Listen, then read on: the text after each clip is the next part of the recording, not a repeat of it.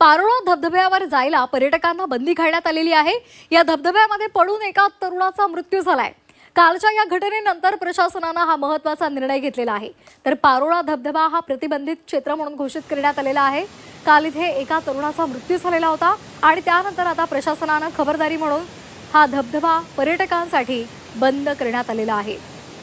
हिंगोली जिल्ह्यातील पर्यटकांसाठी आकर्षण असलेला पारोळा धबधबा आता पर्यटकांसाठी बंद असेल।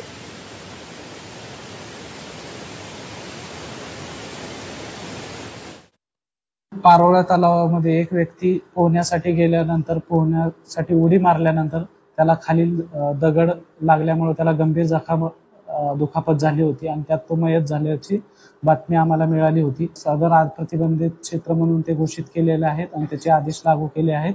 जर याचे सर्वसामान्य नागरिकांना याद्वारे सूचना करण्यात येत आहे की त्यांनी त्या पारोळा तलाव परिसरामध्ये कोणीही पोहण्यासाठी धबधब्याच्या आसपास जाऊ नये।